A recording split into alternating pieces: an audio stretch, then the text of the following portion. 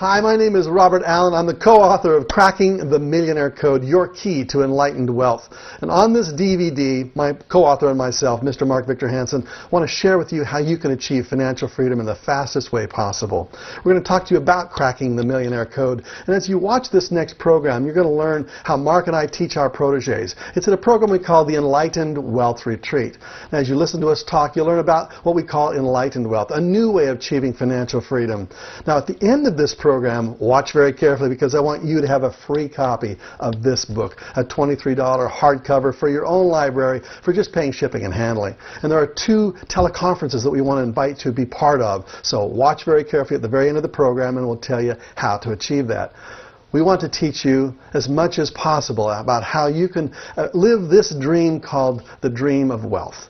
And it's possible for you. You can do it. Mark and I have taught thousands of people, and now it's your turn. Good luck. This is your mentor and friend, Mr. Robert Allen, wanting to teach you how to achieve financial freedom now.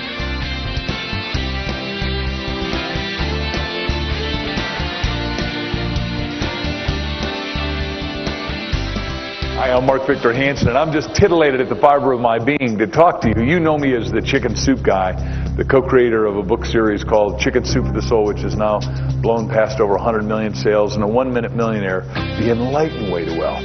Well, right now, what I want to do is invite you into a cellular experience, meaning that you've had mental experiences and you've had physical experiences, but what if there was an organization, because there finally is one, that hit you at a cellular level? Well, at EMI, Enlightened Millionaire Institute, what we've done is we've created that. Myself and my partners, Bob Allen and Tom Painter, have said, look, let's put together an organization that makes education effortless ease.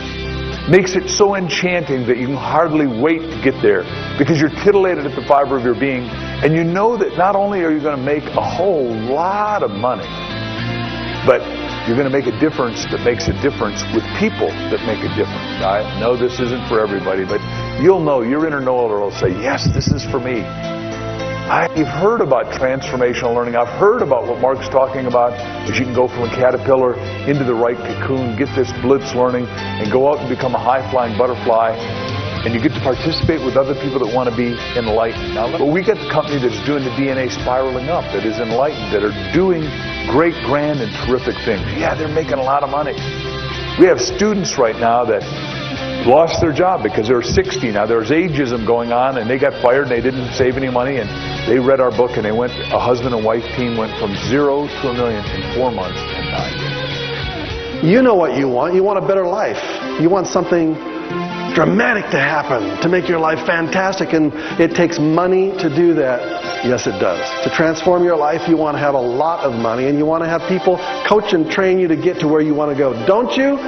That's what I wanted. I wanted to be a millionaire, and I had a mentor to coach me. I would never have made it without that mentorship. Now, we have organized and created a powerful system for mentoring you to where you want to go. And you and I, and a powerful team with a powerful system, are going to be working together. Let's get started right now. Ladies and gentlemen, please welcome Mark Victor Hansen and Robert G. Allen. Hello, everybody! Hello, ready to go! Good. Hello, everybody! We want to talk about creating enlightened wealth. And we're not trying to brag that Mark and I are what you would call the poster boys of enlightened wealth. We're not. We're growing just like you are. But we want to give our way to wealth. How many of you want to give your way to wealth? Just think about how one idea has literally transformed lots of people's lives. One idea happened to Mark about 10 years ago, 12 years ago. He and his partner got together, Jack Canfield. They got together with a crazy idea called Chicken Soup for the Soul. Nobody liked that idea. Thought it was the most crazy idea they'd ever heard. Publisher after publisher after publisher says, it's just a collection of short stories. Big deal. But it was an idea that was higher power inspired. It was an idea that they knew was going to be huge. One day, they knew that that book, and those series of books, would be the largest selling series of books in the history of the world. Now, a lot of people, give them a hand. In the history of the world. Why am I talking like this? Forgive me if I get just a little serious. Mark is always having so much fun. You know, a car accident 2 years ago just about killed me. And when you hit a tree at 65 miles an hour in the middle of a rainstorm on the California freeway, and you wake up in the hospital not knowing how you got there, your life changes. Just like that. And everything you used to think was so important becomes almost instantly worthless. And everything that is truly important becomes immediately evident to you. What we want to try to teach you as we start our session together is that we are living what we call the king's new clothes, or the emperor's new clothes, in reverse. We want to play it just backwards from everybody else. And we want to start as enlightened entrepreneurs to take a message out to the world that we are going to give our way to wealth. So everybody take out a dollar bill, would you please? You've got a dollar bill in your wallet or purse? All right, so let's hear them. Let's see if we can hear those dollar bills. All right, you got it. Let's look at it. This is a money seed. You plant this in the ground, it grows. Look on the back side where it's just where it says 1. It's right there on our money, isn't it? It's amazing how we're supposed to have a separation of church and state. Didn't separate it here, did they?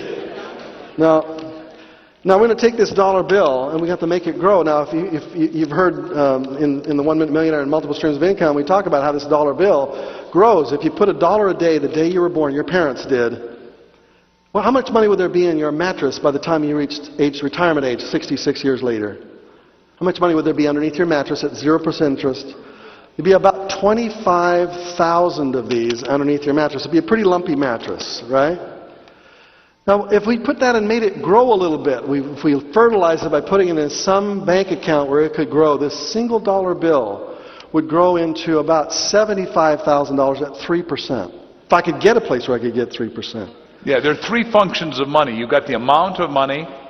Everyone say amount. Amount. You got the rate of interest, which is what Bob's talking about. Say rate. And then you've got time. Everyone? Time. There's no other functions.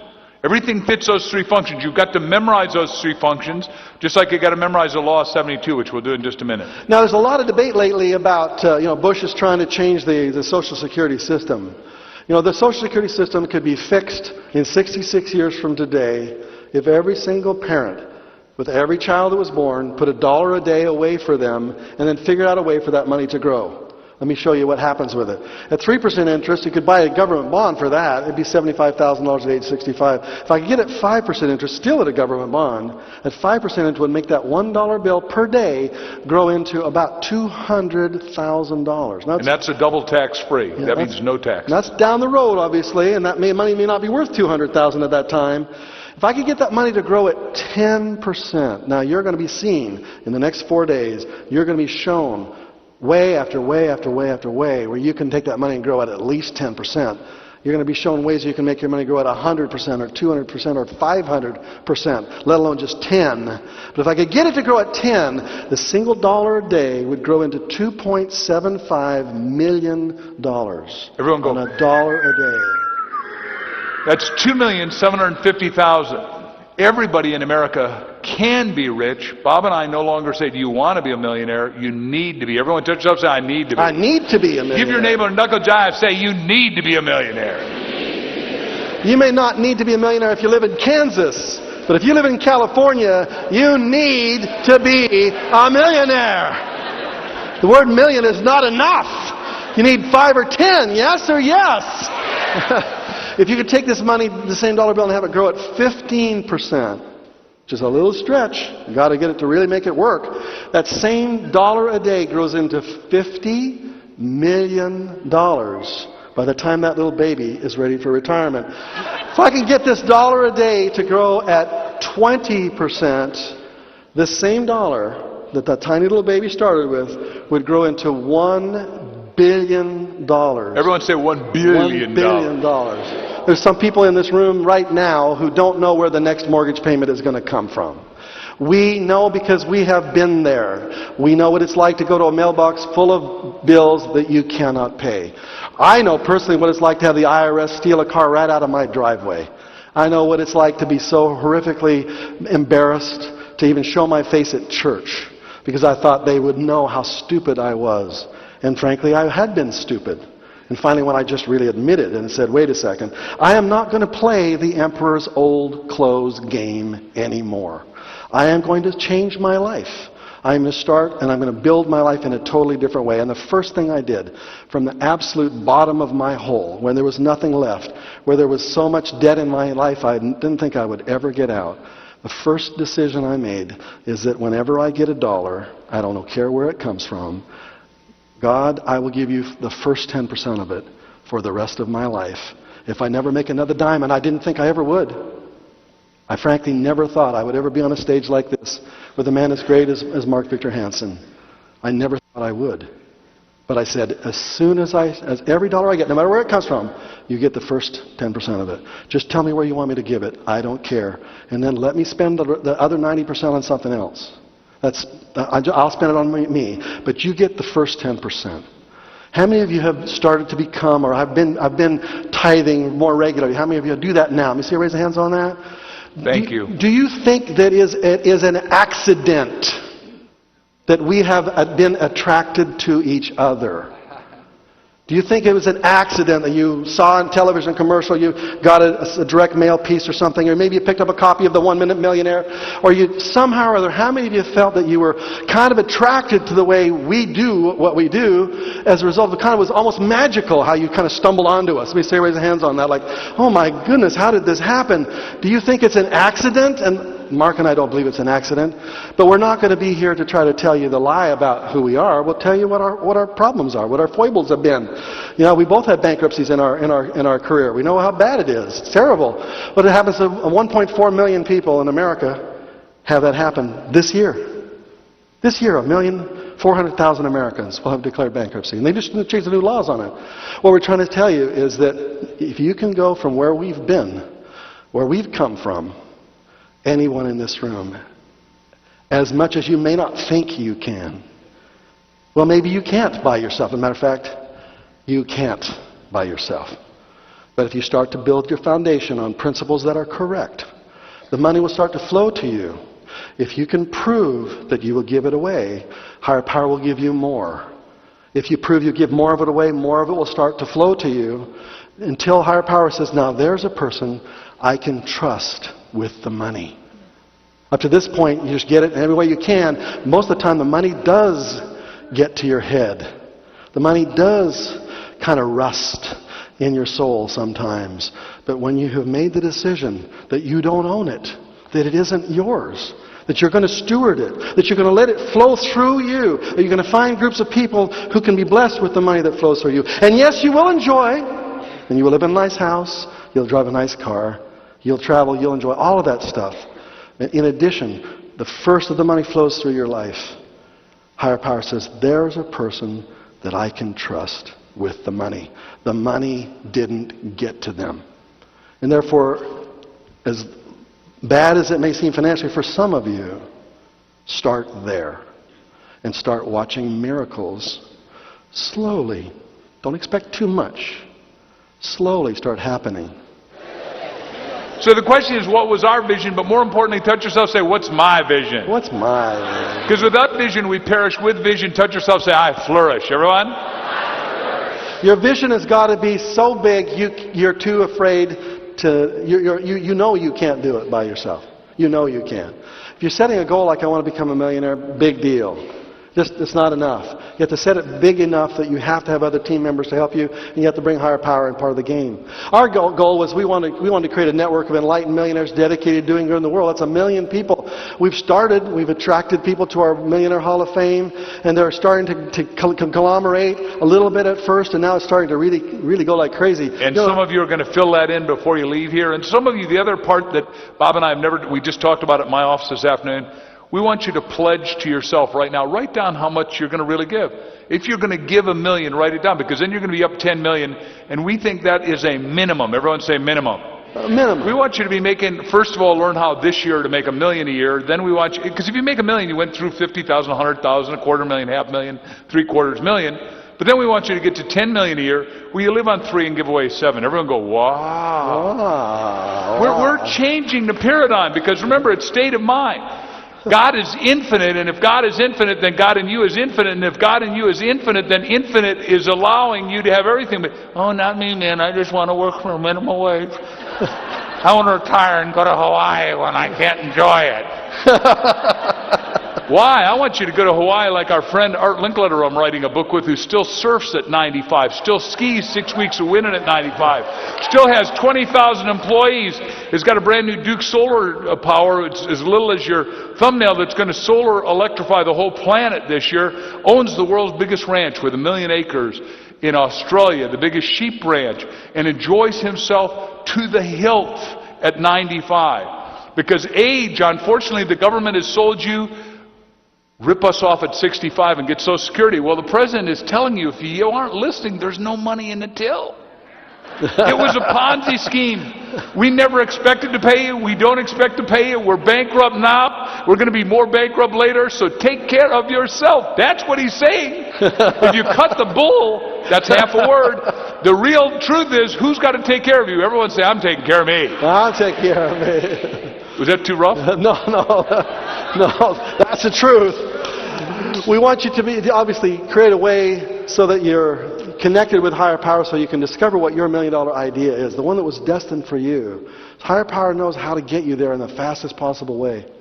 We've decided we wanted to set some goals that were big, obviously, to have $1 billion worth of wealth that we've created through our students. This year. Everyone say this year. This year. Everyone say, part of that is mine. Part of that is mine. Shake your neighbor's hand right and left and enthusiastically look him in the right eye. That gets him in the left brain and say, part of that is yours. Part of that is yours.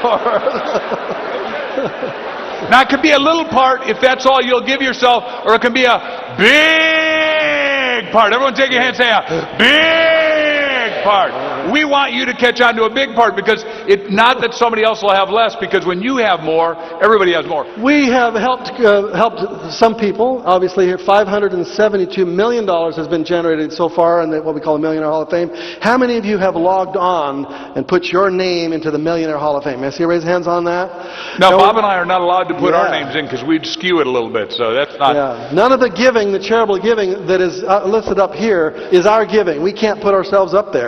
So this is all you. This $11 million that was given since we put this up about 18 months ago was given by you. You guys did this. There's over 10 million. And by the way, most of you are going into equity products, which means you're going to be giving on the way out when you're taking money in. But even I believe that when you refinance, and the first time my wife and I refinanced a property, we pulled out $60,000. We immediately wrote a check for $6,000 because you're supposed to tithe immediately. And I went to put it in a post box, and I went, man, I could buy a lot more property with this. God, I don't really think I should do this. I put it in.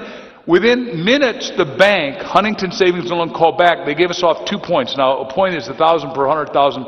We got back 2,000 a year times 30-year loan. We got back 60,000 on 6,000. Totally impossible. I did not coerce the bank. I didn't call the bank and say, I just tithed. Hey, look, you ought to go multiply this. You ought to tenfold this. Big G and I have been talking, and this is the way it is. It works. Because it's a bigger system than you're dealing with. But most of you are stuck in a sidereal system, and you're stuck in a physical. And Bob and I are saying, look, get to the mental, the metaphysical, but then let's go all the way up to the spiritual, and let's go to the highest heights. Let's go to that exalted, ecstatic state of being where there's no lack. Everyone say no lack. And there's fundamental plenty. Everyone say fundamental plenty. The reason that a lot of us don't believe these kinds of things is because we've been raised in a world that does not believe what we've been saying to you. Because scarcity looks like it exists. We live in a very skeptical world. I mean, they even think about, when you even say the word tithing, they almost say, oh, some rich, greedy preacher's going to get that, you know? And so immediately with that image in their mind, they just shut it off. So I'm not going to give. Well, you don't have to give it to some rich, greedy preacher. Who do you want to give it to? And more importantly, when you let that ponder in your heart and you say, higher power, this is your money. Where do you want me to give it as quickly as possible? And thoughts will come to your mind. You will find yourself just almost effortlessly and magically finding people that you need to give it to. People that need it more than you do. People who you were destined to give it to. There's a scripture in the Bible that talks about that when you pay your tithing, that the windows of heaven will be opened to you. And I didn't really ever understand that much, because I went, how does higher power open these windows? I don't see any windows. Where are the windows of heaven? Where are the windows, Bob? And then I read a book, Spiritual Economics, I think is what it's called. And he said, Dr. Eric. Yeah, there was Eric. He said, you are the windows of heaven. Everyone say, I'm the windows of heaven. I'm opening my windows, everybody. I know that some of you say that's pretty evangelical, but if I wasn't doing this, I'd probably be doing that. So, you know. In other words, you become who higher power opens the windows through. You say, I am your window. Everyone say, I am your window. I'm your window. So where do you want me to open to? This is a paradigm shift, so we get your feet and hands going in the same direction, which is the way universe goes. Most of us are counterpulsative rather than the way we should be. We've got to move forward a little bit. So we want to create some success stories. Oh, by the way, there's a friend of ours. Who wants to be an enlightened millionaire, I guess is what we want to talk about. Who wants to be a millionaire? Who wants to be an enlightened millionaire? See everybody's hands on that one? Say, I do. Is that your final answer? Okay. Now here's what $1 million bill looks like. And you know, when you've seen this, actually you've seen some of these bills before. They look very real. They look like, that looks like $1 million bill, doesn't it? See it up there? It looks pretty real, doesn't it? Yeah. Now you print them in your garage. the $1 million that the millionaire in the old television show used to give, and they would show up at somebody's doorstep and they would go, here is $1 million. As if the power was in the money. No, the power isn't in the money. Because once they've spent that $1 million, what do they have? They didn't know how they made it. Now, when Mark and I show up at the doorstep, and we really do see ourselves doing this on our show, ding dong, we're going to give you a fake $1 million so you can look kind of what one looks like. And then when we come into your house and we sit in your couch right there in the living room, we're going to show you how the money has always been within 6 feet of you. Let me just give one quick example. I met the dentist who took a little piece of string. All of you have had a piece of string. Turned it into a thing called dental floss. He has so far outsourced it. Everyone say outsourced it? Outsourced. Because you got to learn how to outsource. That's one of the things we're going to teach, because you're not here to do the work. You're here to do the thinking. Point at your table, say the thinking. The thinking. This is why Napoleon Hill, who we're standing on Knapp's shoulders, Dr. Hill's shoulders, because it's think and grow. Don't think, stay stupid and poor and unhealthy. We want you to think, grow rich, be healthy, happy, fulfilled, generous, contributing. One little piece of string, he told me he made $2 billion. On a piece of string? On a piece of string. Everyone say, I can do this. Because the future of the world depends on who? Everyone say me. The whole world's depending on your knowledge working, coming up to new heights, and Bob and I are asking you to go to a new level. Well, a level of newness. Well, no, really, it's right here in this room, too. When you think about it, everything you see in this room, besides us, everything we're wearing, everything on the walls, every physical thing you see in this room made somebody millions of dollars. Everything you see. The clothes you're wearing, shoes, necklace there, your glasses, every single thing you can see right now made somebody millions of dollars. What happened when you decide that you could take something you can see right now with your own eyes, sitting in your own living room, and you make the decision, well, how could I take that and make it better? Every single object you touch for the rest of your life is $1 million seed. Some of them you were destined to change. Higher power said, that's your idea. And other ideas will come to you and you'll go, no, that's not mine, that's not mine, that's not mine, that's mine, that's mine. Oh, but that one's mine. And something will feel right and you'll say, yeah, that was mine. And if each of us did that, you would get the thing you were destined to do. And we would all be blessed by it. You would get the thing you were destined to do, and we would all be blessed by it. You would get the thing you were destined to do, and we would all be blessed by it. Most of us don't listen. And we don't believe that we were destined to become billionaires. Forget about the $1 million number. We could all destined to become billionaires if we just plant the right kinds of seeds. Back to you. Give me. Besides that, I want to know how many of you want a $1 million bill. So, okay, come and get a million. Let's give these away. These are just pieces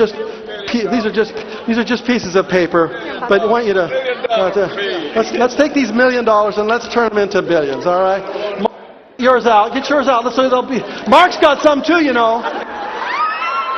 So the book we've written about that is called Cracking the Millionaire Code. Your key to enlightened wealth. Each of you has a different key. Each of your codes are different.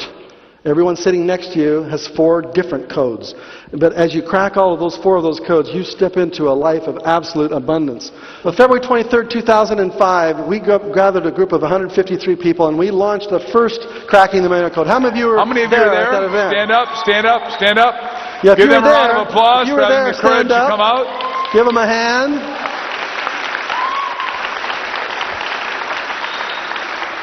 We knew that we needed 101 days, and 101 days ends on June the 3rd. On June the 3rd is the day when the whole event kind of comes to a close. So we started as a group of people, and there was 158 of us. So not all of us made it into that exact picture, but there's Mark and I and Pat Burns down at the bottom, and here's a group of people in the background. And we said to all of them, we wanted to circle every face, so that as each person achieved their own personal cracking of millionaire code, we would put a circle around their face. I wonder if it's been about 50 days now since we taught this. Has any one of those people have a circle around their face having achieved $1 million in net profit in 50 days, starting from the day we were together? Well, don't be too excited about not everybody. There's just a tiny, tiny, tiny number. But remember, we're on our way with them. If you go to the Millionaire Hall of Fame, you'll be able to see their names and what they've been able to accomplish. It's all posted up there because they post their own stories. We've already generated over $1 million. And as we look around this, we start to see the faces we've now gone to circle. And what our goal is that by the June the 3rd, almost every one of those faces is going to be circled with some profit, some money they've made, $10,000, $15,000, $75,000, $100,000, $200,000, $300,000, $500,000, maybe even $1 million. Is it possible that one of them, 2 of them, maybe a handful of them, could actually in 101 days make a net $1 million? Is that possible? Neil Cavuto wants you on his show with us, and Neil wants to air you, and he wants to air you 18 times. So some of you that'll make the money will get to tell you your story. I mean, we got 115 people that have made $1 million with us in the last 2 years, brand new. But are the rest of you able to do it in a very short time? The answer is? Yeah. Now, the belief has got to be up to you, because we already believe for you, so now all you got to do is energize it. Everyone say, I got to energize it. Got to energize it. Because this is a global operation. You just happen to be on our local operation here in Anaheim tonight. But we are operative globally, and a lot of you are going to be meeting and befriending people in Spain and Guatemala and Malaysia and Singapore and Japan and places that you've not been yet, and Nigeria. And a chief from Mozambique was in our seminar this weekend, and he wants to take all of you to places, the 76 countries in Africa, because I'll be touring very shortly with Nelson Mandela, and we'll have 500,000 per seminar that are going to participate with us, and we're going to turn around Africa before most Americans are awake to what we're doing. We want to play Monopoly with real money. How many want to play Monopoly with real money, not just as a game, but an enlightened game? What we've now started to acquire are some of the people who have achieved their enlightened status. And we're not saying that every person who's ever made $1 amongst our groups has done it in a totally enlightened way. I'm sure there have been all kinds of ways that we make our funds, but we're trying to attract 101 enlightened millionaires to take with us to New York City on the 3rd of June. To launch with us this brand new book, Cracking the Millionaire Code. If you have achieved $1 million status, we want to invite you to what we call the Millionaire Summit. This 4-day event, there's no tuition for it. There's no charge. Obviously, you'll get yourself there and pay the hotels, etc., but we want to gather 101 of our best enlightened millionaires there who can prove you have a net worth of that. If you're part of our students, there's no charge for you. And that's what we're doing. We're inviting you to take a tour with us. We're going to walk you through the BEA, Book Expo of America, 60,000 authors. Before we go there, we'll probably go to Random House. This is what Random House's lobby looks like. Owned by Bertelsmann, which is the biggest company in book business in the world, and they own the biggest book company in America called Random House. That's me standing at the counter. But by the way, let me tell you why they do this. Just one more thing. They do full security on Bob and I whenever we come in, so if you're with us, you'll get full security. Because the first time we came in with butterflies. And what happened is we released the butterflies, right? We had them in dry ice, then we released them and they fly around. And people were diving under the table going, they're from California, bugs, you know. So the True, new we book, did this. The new We actually book, did release real live butterflies at our publisher's main boardroom. Real butterflies. Have you ever done that before? Oh, it's amazing. Remember, you're here to have fun. What are you here to have? Woo! On Sunday, we're going to teach you the 4 codes you have to crack. You have to crack your destiny code. You have to crack what we call the PRISM code. It's creating a product, a service, information, a media event, something that spells that word PRISM. It's an acronym. A prism that has the light of higher powered flowing through you, refracting into multiple streams of magnificent income for you. That's the PRISM code. The STAR code and the ANGEL code are the 2 other codes. The ANGEL code is how you attract people to help you. People that are destined to help you, and you destined to help them. How do you attract people in a way that you can trust them? And then how do you find what we call the stars that are out there? There are so many customers that are waiting for your help. And if you treat them like stars, they'll keep bringing their friends back and back and back. If you could just take a customer and love them in such a way that they really appreciated what you did for them and invited just one other person to come into the company that you have. Just one customer per year. If every one of your customers did that, it would double your business every single year. You know how long it would take you for a doubling business every year for you to become a billionaire? If you'll just crack this STAR code, I promise you, the billions will flow into your life. $1 billion have flowed into our life. The billions have flowed in for the businesses that we have created. It's not net income, but it's certainly gross income. And those billions of dollars are going to flow into yours too.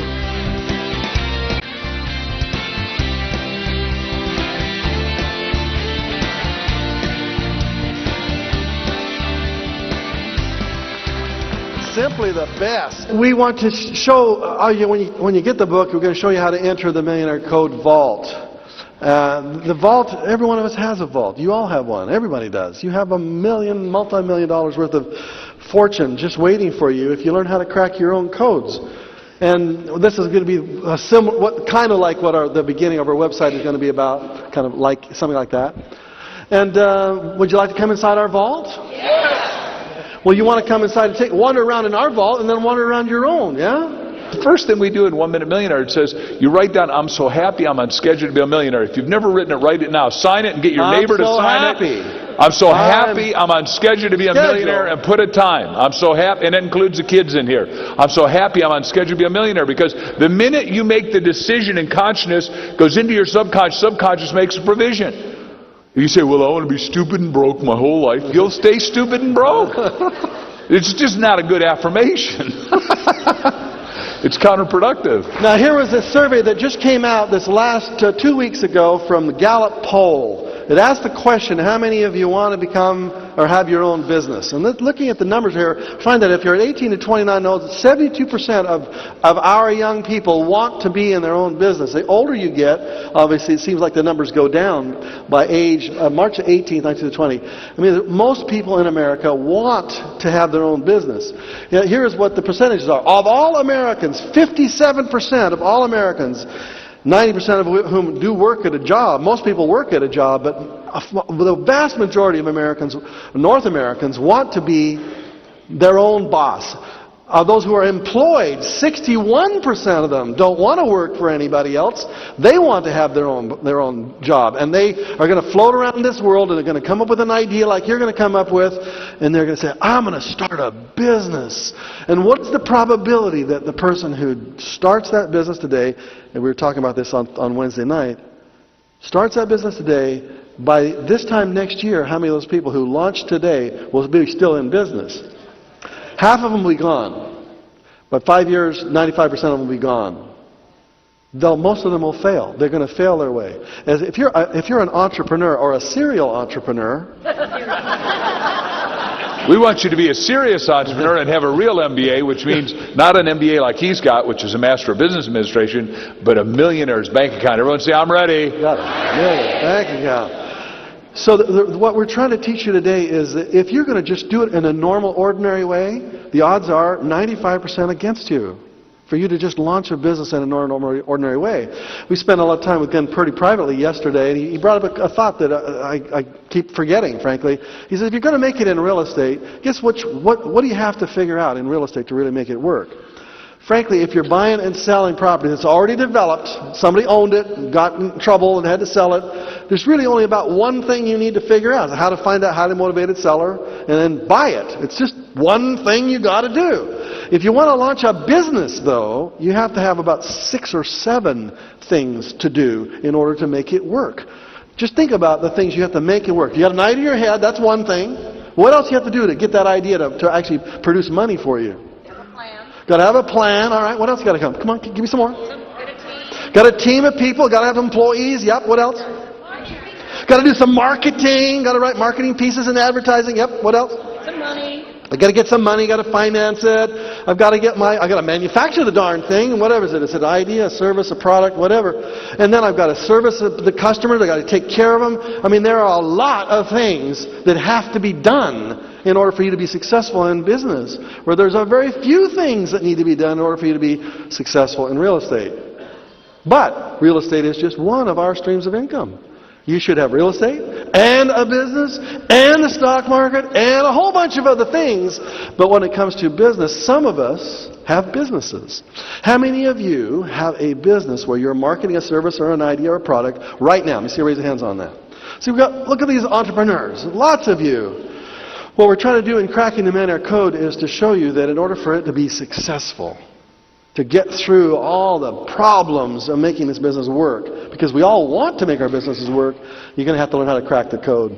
And so cracking the wealth code is about cracking these 4 codes called the Destiny Code, the Prism Code, the Angel Code, and the Star Code.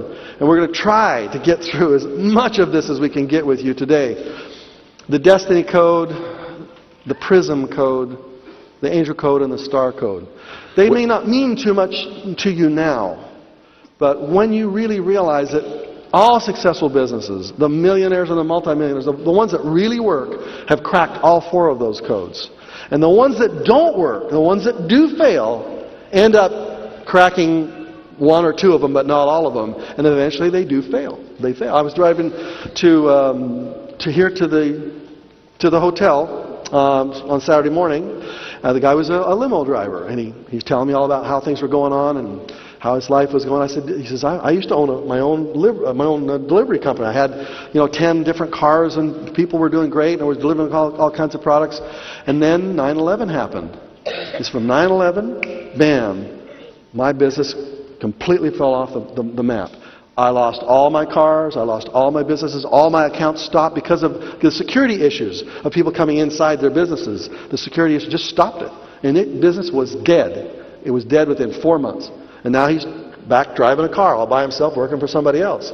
So the risks are kind of dangerous out there. And what we want to make sure you understand is that you not only need to have the right kind of systems to make your business work, but you have to have multiple of them to give you the safety that you need. So let's just talk about the 5 principles, and we're going to cover this just briefly. What we call, your business has got to grow at the speed of light. Everyone say the speed of light. The speed It is an of light. acronym, and Bob is going to tell you what it means. Wealth remember, at Bob? the speed of light. I forgot the L stands for lovely. Light. Well, we use that acronym. He had a car accident. He has short-term memory loss. Say, oh. No, he didn't forget. You heard a lot of us talking about this enlightened word, and obviously we're going to be branded with that word.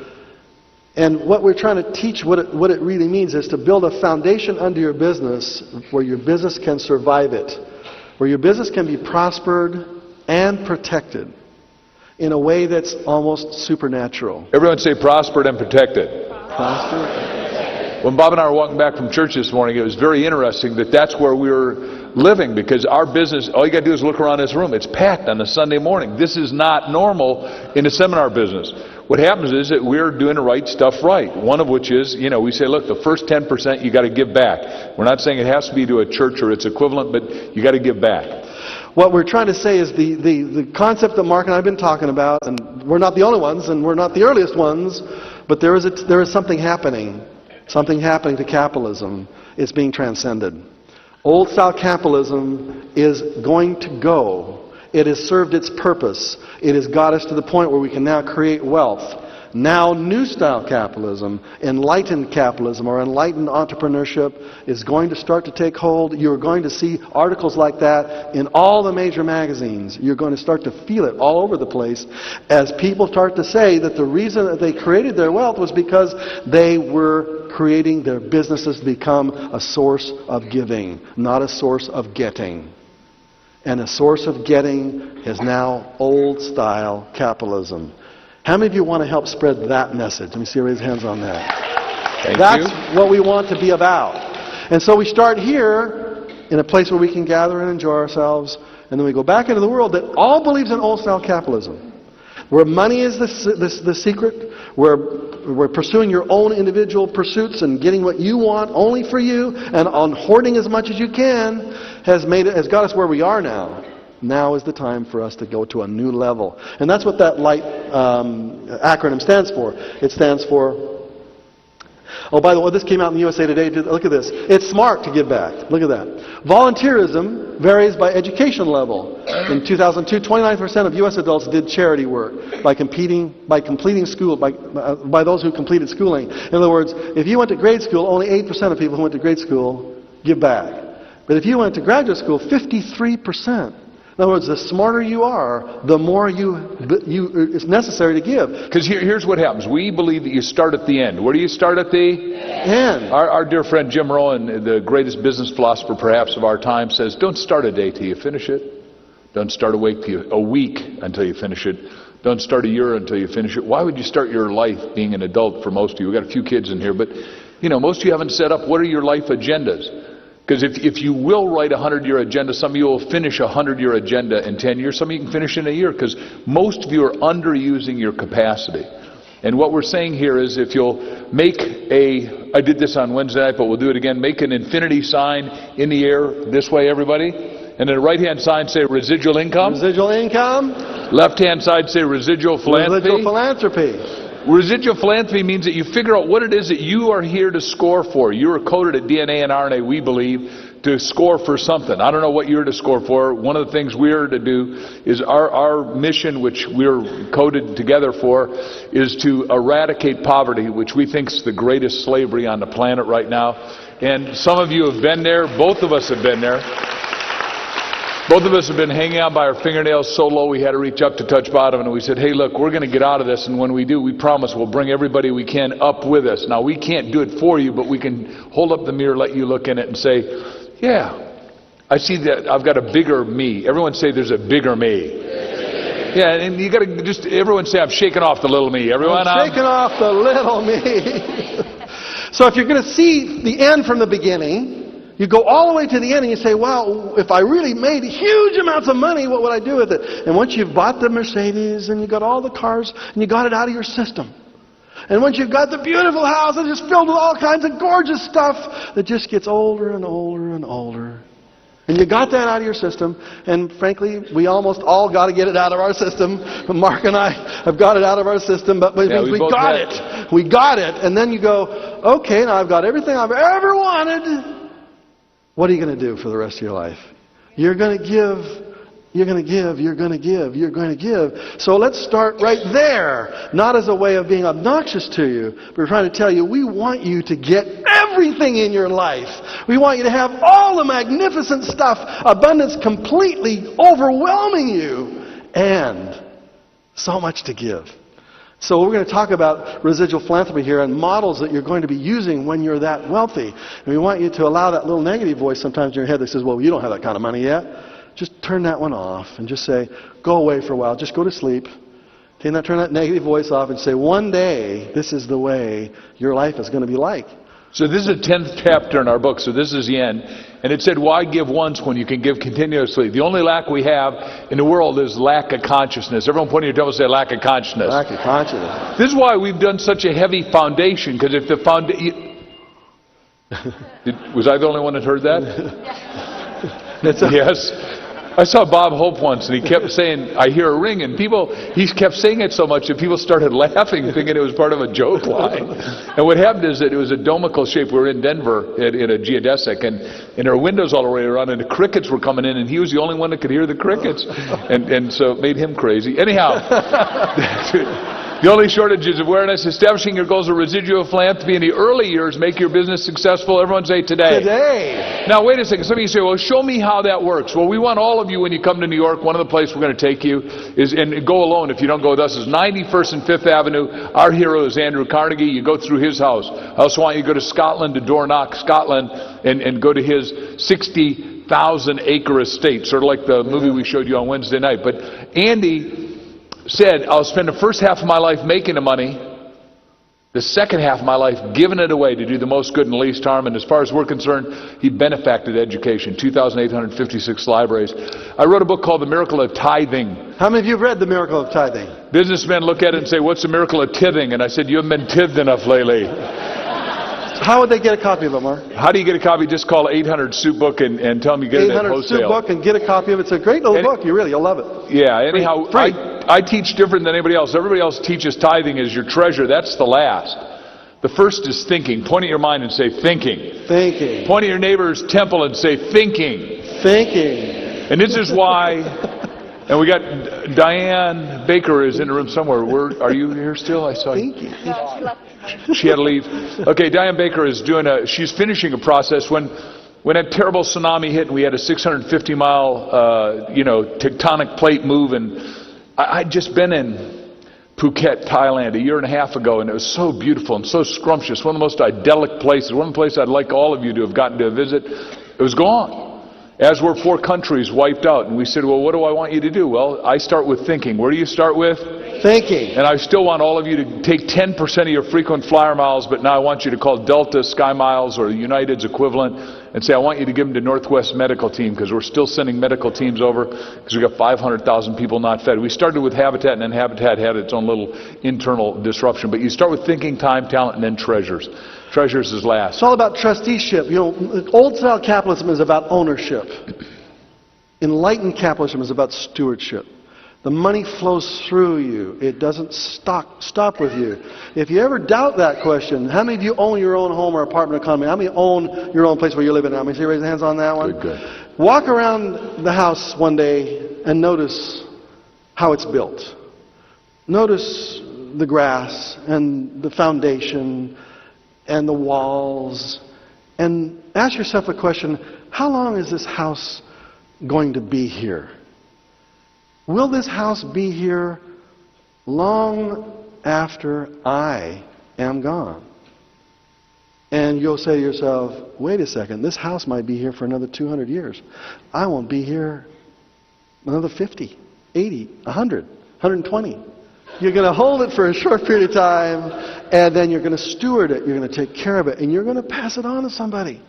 And eventually you learn how to become a steward. Now, steward is when you become abundant. Ownership is when you become scarce. Scarcity is an ownership concept. If you own it, it's a very scarce thing. You're the only one that's got it. But if you're a steward of it, you say to yourself, I'll control it for a period of time, and then it'll be given to this person and that person and this group of people, and maybe that charity, and for 100, 200, 300, 500 years, the abundance of that concept just opens up your soul. Are you doing mortal goals, meaning short term, am I going to make it through today? And the bigger they get, the easier they are. So you want to be doing immortal goals. And when I heard Schuller say that, I came back to Bob and I said, we've built an institution. We're going to create $1 trillion, and we're going to have a facility that's one of the things we're going to build, and it's going to be built for tens of thousands of years. Just like a lot of you have been to Rome, and we just saw probably the greatest funeral in human history. 5 million people. That's the number I got. The number may be higher, but that's the number I have from the media I read. 5 million people spontaneously showed up.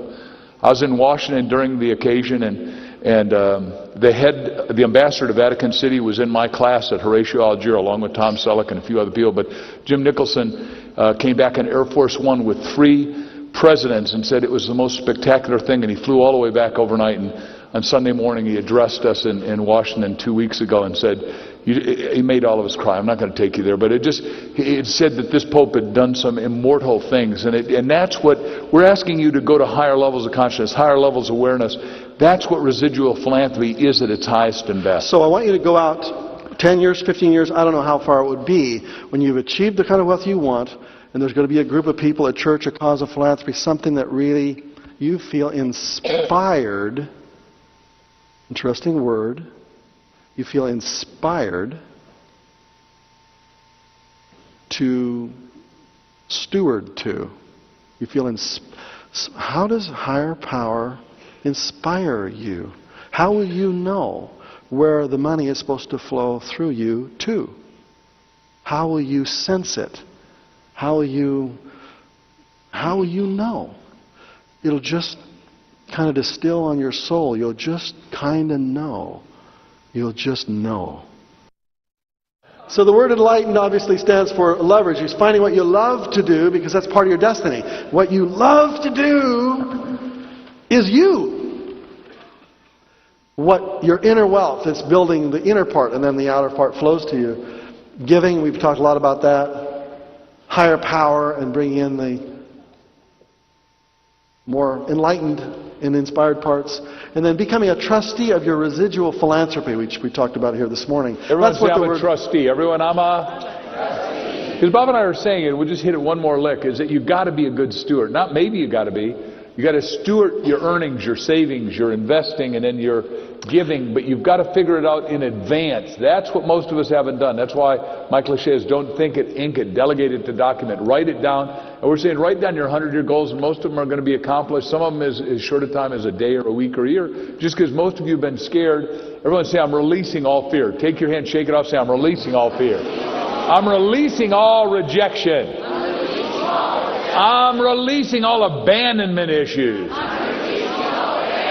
And all of us got them, and we're not going to go into any of that part of the... We'll do experiential stuff. We've got some stuff we're going to tell you that'll be experiential coming up that you'll be invited to. So when you say the word light, that's kind of that's the acronym that it means.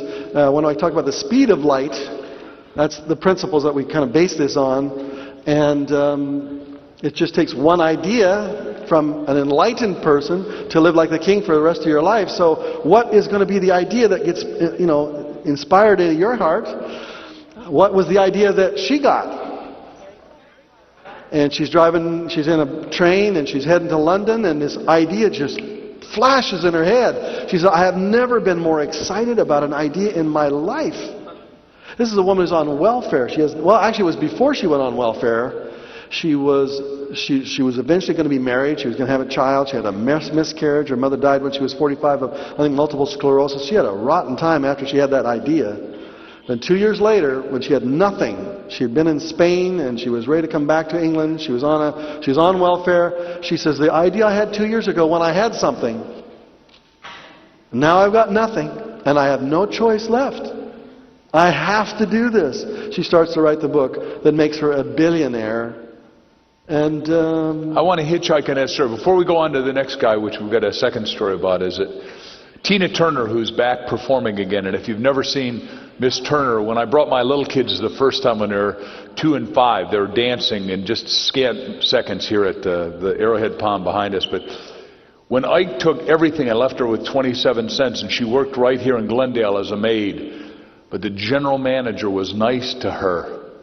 And then all of a sudden, Mick Jagger looked for her and said, look, you've got way too much talent to be a maid at a hotel just because you're having a little setback. You come out and perform for me. She made all the money back. She came, bought this little hotel in Glendale, goes into the GM, the general manager, and said, here's the keys. You are now the proud owner just because you treated me right. Isn't that a cool story? That is enlightened. Bob and I are saying there's some cool stuff you got to plan to do when you're broke. Because what we learned in Think and Grow Rich, which we hope you read, and we're standing on the shoulders of Dr. Napoleon Hill, and neither of us met him, He was sort of gone when we were just coming online, but we were both part of a lot of things that Knapp did. But Knapp said, when riches begin to come, they come in such avalanching, overflowing abundance, you wonder where they've been hiding during all the lean years. Isn't that a great got to quote? have it planned. Say that quote again. That's such a powerful quote. When riches begin to come, everyone? When riches begin to come. They come in such avalanching, everyone? They come in such avalanche. Overflowing. Abundance. That you wonder where they've been hiding during all the lean years. You want to be hiding during all the lean years. Because when it hits all at once. I mean, you know, Bob and I could tell you all the cool stuff happening to us, and we are living John 10:10, the abundant life. It's not maybe we're there. You know, all you got to do is look around this room and see we're there. And neither of us have to work. But the reason you work is because we don't want you to work. That's the wrong model. You've been taught the wrong model. We don't want you to work play. That's still the wrong model. We think your right model, this new word we've created, is work ecstasy, which is works-to-see. Everyone say works-to-see? Works-to-see. Which goes along with our other friend, Dr. Stanley Mason, who's the world's most profitable inventor. Stanley invented stuff you use and you've never thanked him for. He invented the Band-Aid. He's got 8 daughters. He invented the tampon. He invented the disposable diaper. And I'll go back to that in 1 second. He invented the granola bar. He invented microwave cooking, and he does one new invention a year and makes 10 million extra. Make 10 fingers, say 10 million extra. This is unenlightened as far as Bob and I are concerned. These two guys are enlightened. Yeah. Now, where did that idea come from? Think about that for a second. These guys came out of nowhere. Where did that idea come from? Everybody was bigger than that. Now they wear Brioni suits and tennis shoes, and their stock went straight up, and it has kept going up. I haven't read it lately. But some of you are happy about that. But what happens is that we checked our model on these guys because what we say is to 100-fold, which we're going to teach you in a minute, the sigmoid curve. Everyone say sigmoid curve? Sigmoid curve. Those of you that have studied business, sigmoid curve, you go down, then you go up, it accelerates, plateaus out, and comes down. That is a one-off. And Bob and I are in my office, and we're looking at all the plaques where I've had all those books bestseller, and I said, why did we sell more? And we had Chicken One, where we sold $1.5 million in a year and a half is our goal. We did $1.3 million. But while it was going up, and we were going Mach 3 with our hair on fire, 365, 24/7, we immediately came out with the second helping, and then we came out with a teenage soul. It sold $19 million off the shoots, which what happened is, when we looked at these guys, and we looked at all the other people, because everyone says, Bob, you could double, but you can't really 100-fold. 100-fold. 100-fold. Well, these guys last year grew 16,847% in 1 year. Everyone take your hand and go. Now, what they did is, one of my companies is LexisNexis. How many attorneys do we have in here? LexisNexis, basically, attorney, what does LexisNexis do? Their state of research. What happens is nobody knows, but Google was smart enough to, here's what we taught. We said, number one, on Wednesday night, we started, you got to have a dream. Everyone say a dream? Dream. Number two, you got to have a team. Everyone take your index fingers like this, please. Put them together, say 1 and 1 equals. Team means together, everyone accomplishes miracles. The team behind them that nobody knows is LexisNexis, plugs in part of the puzzle. What Bob and I are saying is your life is a mosaic. It takes a village to raise you. It takes a village to raise your business. It takes a village, and you put in some of the parts and the rest of the parts show up. But the biggest part we're trying to get is you got to write down what your passionate purpose is. We don't know what it is. Touch yourself, say, what's God's destiny for me? Everyone? What's God's destiny for me? These guys had everybody fight. By the way, he was here. Is Troy in the room right now? Troy was here on Wednesday night, I think. He was here Wednesday and Thursday, but you all saw him on The Apprentice. I mean, there are all kinds of ideas. So the question is, how do you get an enlightened idea? This is a simple process. And when you read the Cracking the Millionaire Code book, we teach you how we get our ideas. We 3B them. You know, is to be or not to be, or 3B or not 3B? Yeah, Shakespeare was wrong. He missed to be. The question is, body, brain, and being. Being is your spiritual essence. Your body is a receptacle for ideas. Your being, your spirit, is a way to come up with great ideas. Your brain is a source of powering ideas. When you exercise, when you have a regimen every day with the goal that I'm going to have $1 million idea today. I'm going to have an idea that is going to 100-fold me then you focus in on having all those three pieces together. So each of us has a regimen that we go through. His is different than mine, and you have a regimen that you go through. Since your entire life is a 24-hour period of time, you could take your entire life and you can summarize it into one day. If your entire life is one day, how you want to start your day? And we've talked a little bit about this. I have a regimen that I go through, my being, my body, my brain. And then I have my little recorder. And my brain just pops off ideas like crazy. I'm just like sparks are flying because I focus in on getting those three pieces together. Mark has a different way of doing and getting his brain and body and being to create his $1 million ideas. How do you do yours? Well, that's less relevant than what you need to do is monitor what you do, and we're asking you to journal here. I mean, Oprah says the two most important things she ever did is read 2 books a week. 2 books a week! Obviously, we want you to start with ours. And I'm up 101 on just chicken, so you got a lot of reading to do. If I could do, you could do it. Number 2, more importantly, is journal, and you journal your future. And the model real quick is, when she's sitting with Steven Spielberg when they made Color Purple, this is called a model. Everyone say a model? Model. Spielberg is writing in his journal, he's going to do a new company called Dream. She said, can I copy that model in my journal? He said, of course. She writes it in. She takes her name, Oprah, backwards, and it is? He writes down he's going to be a billionaire. She writes down she's going to be she's the first billionaire. Now, some of you are catching it and you're writing down I'm going to be a billionaire. It doesn't cost anything to write this stuff, but the minute you write it, it is already true. All you do is catch up. All you do is synchronize in time and space. You're announcing the truth in advance. Everyone say in advance. In advance. We announced in advance that you would be here. Here you are. We're announcing right now that there's going to be 1 million of you in our seminars in the future. Some of you are going to become our trainers. When you receive this, you don't have to fill out your traditional financial statement, but the question is, how much are you worth? And the real question is, who's asking? If your banker is asking how much are you worth, what are they usually talking about? Yeah, what's your financial statement? And your financial statement looks like this. The assets that I own, I got cash flow, I got credit, I got collateral. And the other sides, the other enlightened assets that you possess will be on the other side of this statement.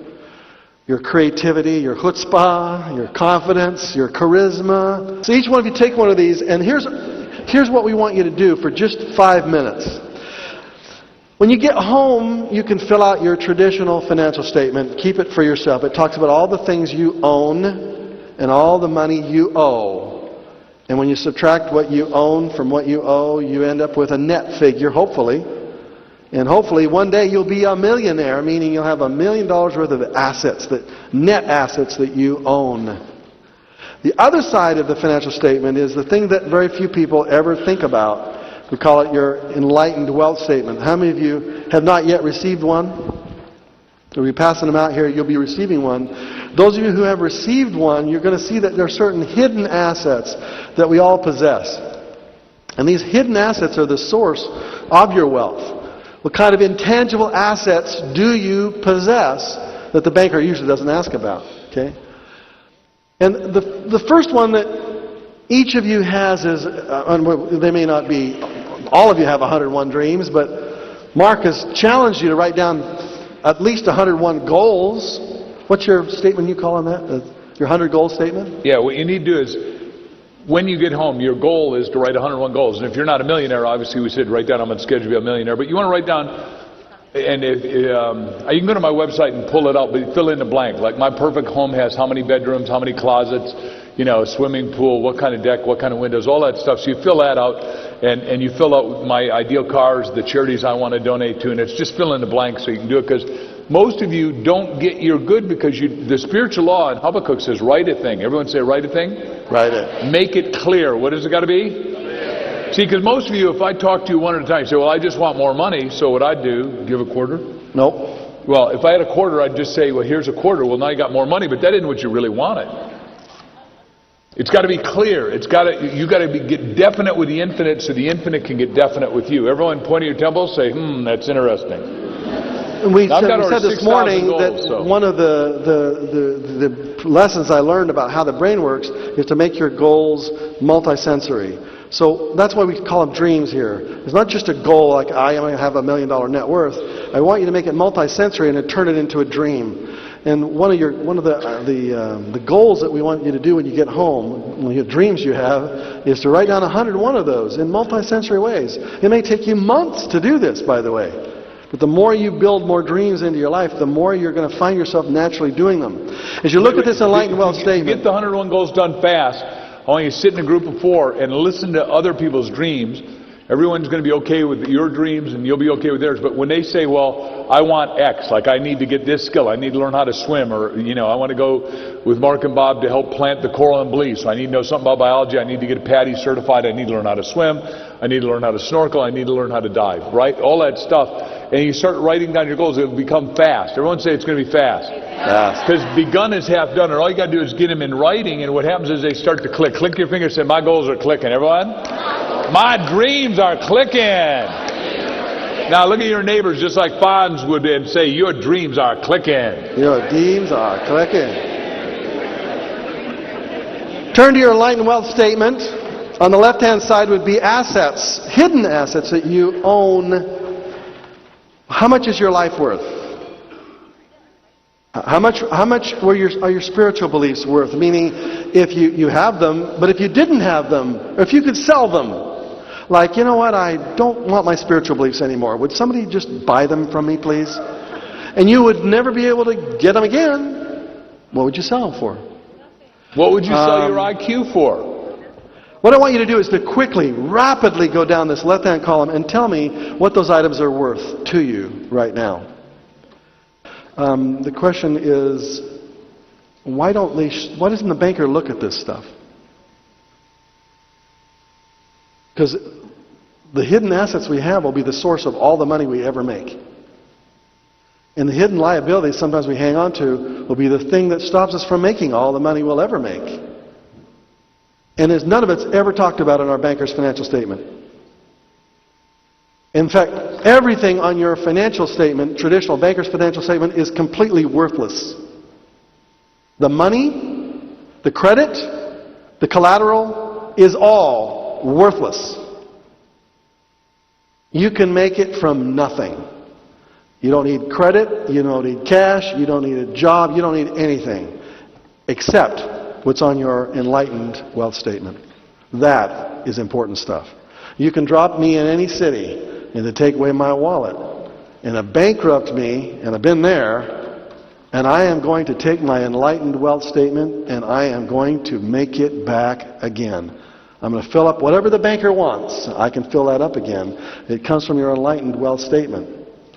It is the absolute source of everything.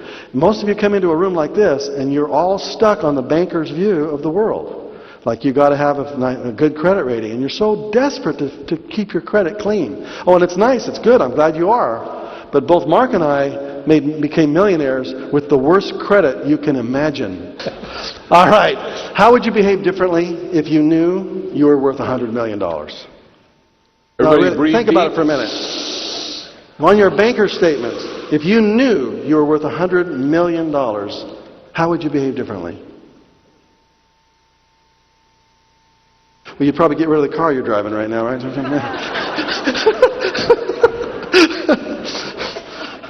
How would you behave differently? That's where the wealth starts from. It's when you know you are already worth $100 million. Now let's play that way. Okay? Don't spend that way. This is a mental simulation, this like is how you would driver's know. ed or Bob and I are pilots. That's how you know. So you're going to go from the little picture, everyone make a little square, say, I'm going from my little picture, without whacking your neighbor, say, into the big picture. All right. So the PRISM code is, how can I learn to see like an enlightened millionaire? Now, okay, so all right, so you're valuable, you got all kinds of worth and yada, yada, yada, and you're connected with God, so what? So how do I start to see the world of money the way an enlightened millionaire sees the world of money? See people and opportunities and objects that have value to them. Most people don't see it. Obviously, you put on your 3B glasses and you start to see with million eyes and million ears and million aromas and million tastes and million arms. You begin to become a sensing machine. You literally, when you're inspired and intuited, in spirituition, you might want to call it, when you are wandering through the world and you are now connected, everything now becomes valuable. Every object now is $1 million object. When we talked on Wednesday night, we were joking a little bit about us going to people's houses and having a reality TV show where we go into their house and we knock on the door and we give them $1 million bill, one of our phony ones, and we say, "Here's $1 million bill. We're gonna make $1 million from your very house." Okay. Well, what do we see? How do Mark and I see things differently than you do? When I walk into a real estate property and I walk in that house, I'm looking for flexibility. That's my method. That's the only thing I'm looking for, flexibility. I'm saying, who is the flexible person in this drama called real estate? I'm looking for somebody that's flexible. Let's see, is the realtor flexible? Would the realtor lend me his or her commission? Does the seller flexible? Does the seller need to sell this thing? I don't know. There are 9 players in the game called real estate. 9 of them. And we're all in a little play. And I want to be the owner of this property eventually, and I got to talk to those 9 people in such a way that those 9 people will turn that property over to me somehow. People always say, "Can you buy property with nothing down?" It's impossible to do that these days. Well, I can always borrow 100% of the money from some partner. Take that money of that partner and go ahead and buy the piece of real estate. Big deal. That's nothing down to me, right? So these 9 players in the game, I have to have this little play that I'm putting on. And each person's playing a different role. And when I walk into a piece of real estate, I see it differently than you do. I'm in there I'm saying to myself, does God want me to own this house? I literally feel it. I'm walking through this home and I know, no matter what kind of money I have or what kind of deals or opportunities are coming on, I just sense it. And when I sense it, then I go off, okay, then I've just got to work with these 9 people to figure it out somehow. Do you have an intuitive strength, courage that strong? How many of you have a good intuition? See, raise your hands on that. How do you do your intuition? If you were to receive an intuitive hunch, how would you do it? How would you know that you should buy that house? How would you know it? Is it a feeling you have? Is it a little voice that says, "Yeah, this is the one right here"? Or is it a flash of insight where you can literally see it all beautified and the walls are painted and you just see it? Each of us has our own way of doing intuition, and we don't have really time enough to spend it this afternoon to talk about it. We might talk a little bit more about it when we go into the Power of Persuasion seminar, the 3-day that I'm going to gift you, the proteges. But in addition to this powerful intuition you've already received, which is your gift of brilliance, higher power also communicates to you. As she was saying, you have ways that higher power talks to you. I want you to do it as an enlightened way. When you walk in that property, I want you to literally sense whether this is yours or not. Walk in. Is this the one? And if you get a good hit on it, if you feel good about it, then you go into it with much more congruency, like, yeah, something about this property is going to change my life. Now, when you get a negative intuition where it goes, don't buy this property, don't buy this one. Have you ever had that? I had that one on a beautiful property, multi-million-dollar piece of property, and my intuition said, don't buy this one. But my greed bully said, think of how wonderful it will be when you own this property and you'll be rich. And I would not listen to my intuition. And that one mistake cost me $10 million and wiped me completely out. So I'm speaking from personal experience here. When you walk into your building, your intuition is going to let you know. If you haven't yet learned how to coach your intuition to that level, then when you drive home tonight, drive home following your intuition. Should I turn left here or right here? Just follow it. Learn how to follow it. Like I said, we could spend hours on this. The first step, you walk in and you go, is this the one? Then, each of the 9 players in the real estate deal has to be analyzed. Is it the property itself? Is it the tenants? Could the tenants help somehow? Is it the realtor? Is it the lender? Is it a partner lender? Is it a mortgage holder? Is it an investor who we could create a note and discount the note and get the cash from it? In other words, each one of these players in this game has to be kind of visualized in a sense. And when I walk into a piece of real estate, I just know who to talk to. And I start to talk to them like, how can I help you solve this problem? And because I come into it without, like me greedily trying to beat them down to the lowest dollar I can possibly get this property for, when I come into it and say, boy, you got a problem here, let's try and solve it. And if I can't buy it, I can't buy it. Let's help you figure it out. And then a lot of times they'll say, okay, I'll take your help. And you help them and you get nothing. You get nothing. And every once in a while a person will say, I don't want it. One of our students is was a millionaire now. Is a wonderful Hispanic family from right here in L.A. This lady had a person come in and steal her house from them, stole it from her. How'd they steal it from her? She was starting to be late on her payments. They found out through one of these foreclosure lists. They called her on the phone and said, we'll take care of you. We'll pay you money. Just hang on. And they drug her out on purpose to the last day of the foreclosure sale. And she finally says, you guys were supposed to take care of me. What's going on here? She says, we were just, frankly, just dragging you on.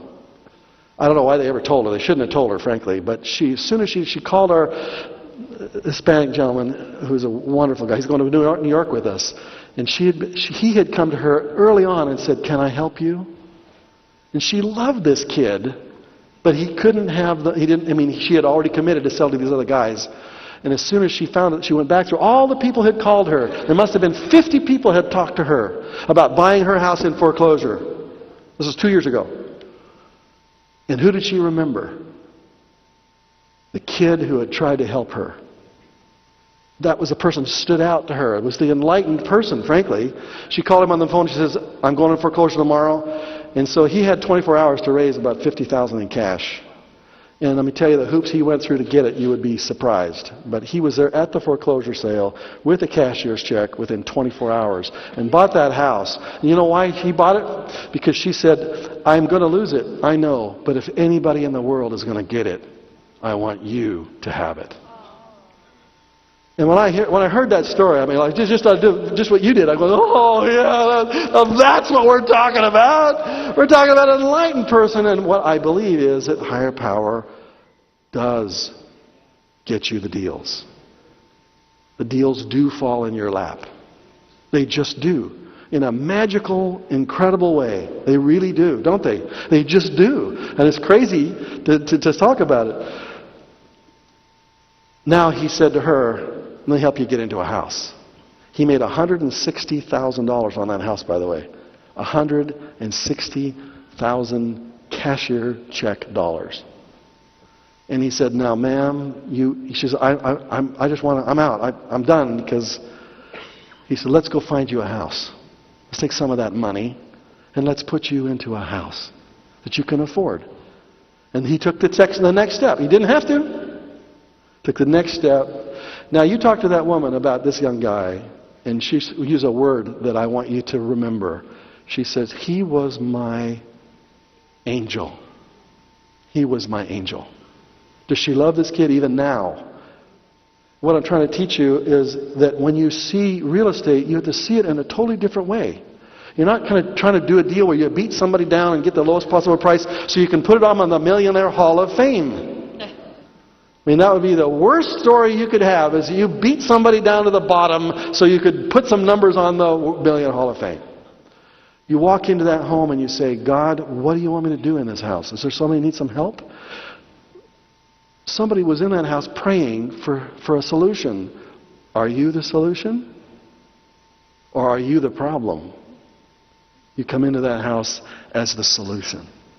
and you say, higher power, all this talk about tithing and stuff, people usually pay tithing for the wrong reasons. They pay tithing because they assume that if they'll put their 10% in, that God will give them 10 times that, right? Isn't that the certificate of deposit in some higher power bank? Don't do that. Don't ever do that. When you give because you are so grateful. You are so overwhelmingly appreciative of the breath you take that giving 10% to anybody to help them is such a privilege to you that you can't even believe anybody allows you to do that. And you expect absolutely nothing back. If you expect it back, you didn't give it right. So the prism is a word. The first one means P stands for product. Everyone say product? Now, there's all kinds of products. I mean, there's hair products, there's car products, all kinds of products. Second P? The prism is an acronym that we use a lot. Your business is going to do one of these 5 things. It's either going to be a product or a related product. For instance, an automobile is a product. What would be a related product to an automobile? A tire. Yeah, the mirror. I met the lady whose husband invented the mirror. She makes her name's Prince. We had dinner with 8 of us in Hawaii not long ago. They make $4 billion a year on a rear view mirror. One related product. Rear view mirror. One product can make you rich. Everyone say, one product can make me rich. One product. And can make all your heirs, that's H-E-I-R-S, rich. I mean, my estate attorney and Bob's, or no, we've got different estate attorneys now, but my estate attorney is the guy who did all of L. Frank Baum's estate. Who's L. Frank Baum? Insurance guy who wrote The Wizard of Oz. His estate makes $100 million a year with little Tin Man on Halloween and all that junk. That's why we said write down your 100-year goal, because all of you were born rich. That's what everyone says. I was born rich. I was born rich. Now some of you just haven't bought into the fact that you were born rich. You got 18 billion brain cells, but what we're going to give you is some models to go through so you get it. Everyone say, I got it. Now the I got it seems silly, but you got to have it before you get it. That's what's amazing. It sounds like gobbledygook. But the spiritual laws, I call those things that are not seen as though they were seen and they came to be seen, Bob. So it could be an information product, service, or media. Whether it's a product or a related product, information. How many of you want to write a book again? Let me see that. So you would be marketing an information product, right? It wouldn't be a car. It wouldn't be a hard, lumpy object. It wouldn't be a pen, something like this. It would be information. Services is where you take your car in to go get it washed. That's a service. And media is an experience that you take somebody through. Which is next door to Disney. That's an experience. Everyone's saying experience. Disney calls himself the happiest place on the earth, right? And it either is or it isn't for you. But how many have been to Disneyland, Disney World, or Epcot? During the rest of your life, how many plan to go back? I mean, we were close friends with the guy who designed the $9 billion Epcot. He just passed away and Bob did his funeral, but Ken Kerr, for Disney. He met Walt when he was 5 years old, went to work for Walt, and then opened up Epcot, and the writing of the mythology for it was by a guy born in my hometown, Ray Bradbury. But our friend Ken Kerr did all the design. Millionaires see patterns. Millionaires see patterns. Everyone say, I see patterns. Just like one of your neighbors say, you see patterns. Just like you saw those Indian faces hidden in that particular piece of art, magnificent piece of art. Most people just don't see those patterns. Millionaires see those patterns. How do we get to see those patterns? Well, we try to teach you how to see them, but it's also going back to your inspiration. You start to see things people don't see. It just kind of pops out at you. How many this weekend have you begun to see a world that you did not see before you walked in this door? Look around the room. Look around the room. Keep your hands up. Keep your hands up. We're trying to teach you how to see these patterns. At least 80% of you, I think. Maybe not 100, but 80 it looks like. So what we want you to ask, for every product that you are starting to make into something magnificent, you start to ask questions about it. You ask questions that millionaires would ask. For instance, what if we could create a multi-sensory experience with it? What if we take this pen right here? Okay, it's just a stupid pen. All right, well, what if we added some multisensory stuff to it? What if there was a smell to this pen, like it just puffed this little aroma as you wrote? Every time you wrote, it kind of puffed stuff off of it. Yeah, it smelled like lavender, which is both a calming smell and an aphrodisiac. What else could we do to add some multisensory stuff to this pen? It could be a flashing light. What else? A warmth, yeah. Oh, there's one. Look at that. There you go. That's it right there. It's a bubble pen. Oh, there's no bubbles in it? You know, in other words, we can take things and we can add things to the pen to multi-sensitize it. Every product you see could be multi-sensorized. You know? So you start to ask your question about every product that you're going to create. How about this one? Foreign. What if we could take it to the world? Are there products here in America that would make you billions of dollars if you just took them to another country? Are there products in other countries that have made millions over there, but they haven't been brought here yet? Ken Kerr, as you were just mentioning, brought Smurfs here. He found the Smurfs in a toy fair in Germany, brought them here. The kids, they brought all these samples, about 1,000 different samples of all the toys they picked up at the toy fair in Germany. Brought them home and they put a whole bunch of kids in a room with all these toys and just found out which kids the toys loved and kept playing with over and over again. It was these little blue figurines, these little blue figures. And they said, who created the Smurfs? And they forgot the name of the guy, where they got it. They didn't have the sample. They flew back to Europe because they had a hit. They had to go to Frankfurt all the way to Holland to find where the guy was, or was it Belgium? I can't remember. Finally found the owner of the Smurfs and said, can we license it for America? License it for America. It had been in Europe for 25 years. Brought it here and it became huge here. Question is, every time you look at a product, why don't you ask yourself the question, wonder if that would sell in China? Would that sell in Turkey? Would that sell in, where could we sell it? And could I get the license to that? Does the person who's marketing that have a license to sell it all around the world? Etc. These are just questions that start to now kind of, you want to work with a computer? Your brain is a computer. Do you know how you program it? With questions. Question is the answer in this case. The question is the answer. If you have a question you can ask yourself and ponder it. Most people ask themselves the wrong questions all the time. Like how do I get a job? And I'll bet I'm not worth more than 30 to 50 grand a year. How come I keep screwing up so often? Wrong question, wrong result. The size of your question determines the size of your result. Everyone say, I'm into big questions from now on. Substantive questions from now on. I want you to go home and I want you to count up 101 things in your house. Count them up. Toilet paper holder. Just the other one I picked the other day. Let me finish. Toothpaste, walls, carpets, dishes. Count up 101 things. As you go through that list of 101 things that you've written down, the things that are in your house right now, ask yourself how many millionaires were made from those things. And the answer is every one of those things made a millionaire. The next question you should ask is, what if I could take that one thing, go down with your intuition. Yeah, number 64, I like that one. Go out 100 years with it. What is this going to be like in 100 years? If you'll ask that simple question, your brain will now, as a computer, powerful computer, will start to create a future of what it's going to be like, a wildly, totally different product than you'd in your house right now. Then the next question is, how can I bring my vision of the future back to today? That in itself, if you did that with every one of the 101 objects in your house today, one of them you were destined to make millions from by using that one simple question. You're going to read about this in the book. There's a chapter in the book where every product can be maximized, minimized, plus, minus, etc.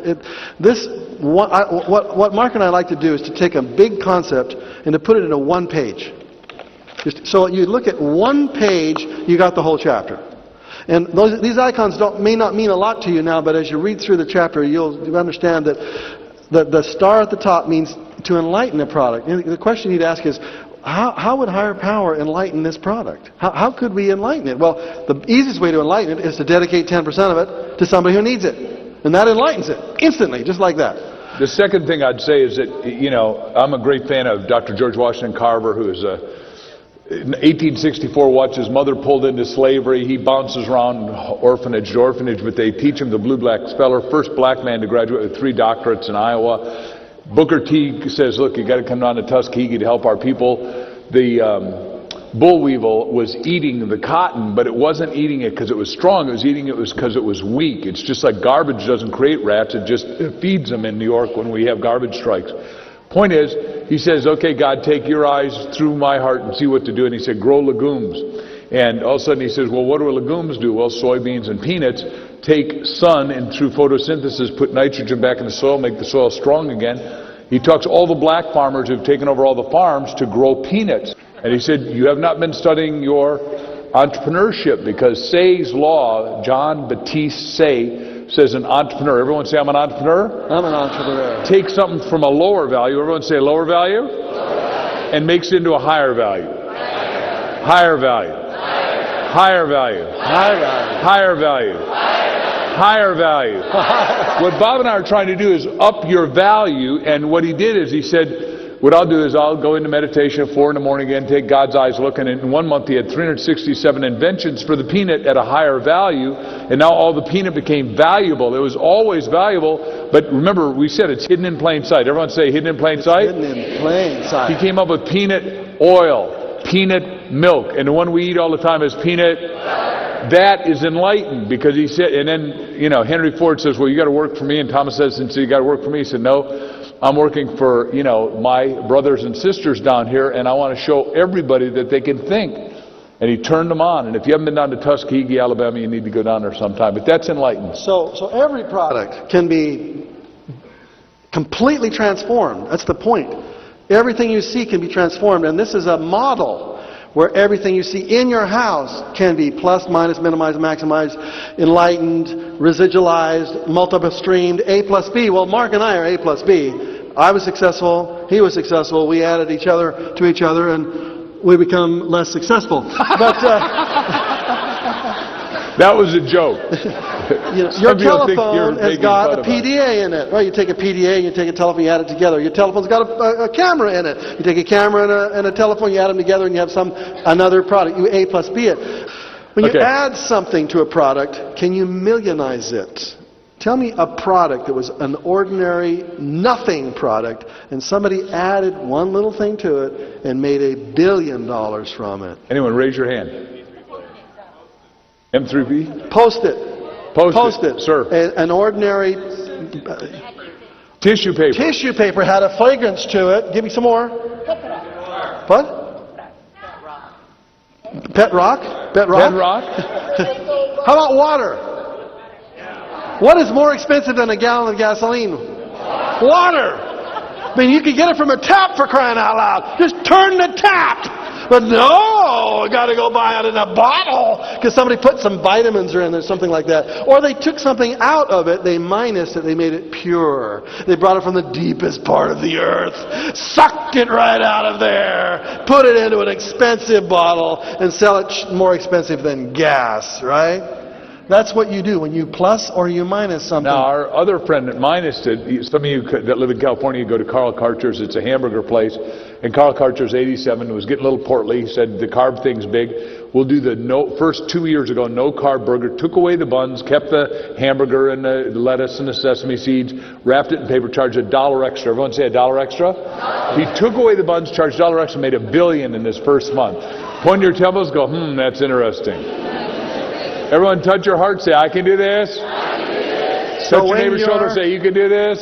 You can do this. So as you're sitting in your living room tonight, whenever you get home. After you write 101 goals and send us a copy at markvictorhansen.com, we'll send it back in a year. But you're going to write, write what you're going to do to it. And you're going to look at an object, whatever it is. There's a garbage can, all right? Or there's a pen, or there's a telephone. And you're going to ask yourself the question, what could I take away from that to make it $1 billion product? What could I add to that? What could I add together with it, A plus B? What could I How could I minimize it, maximize it? What is the plus sign and the minus sign we just went through? Multiply. How can I multiply it? The multiplying idea is what happened with Price Club. Price Club happened right here in California. Was it 1974 or something like that? A guy says, let's just create a great big huge building like a warehouse. Let's not make it pretty.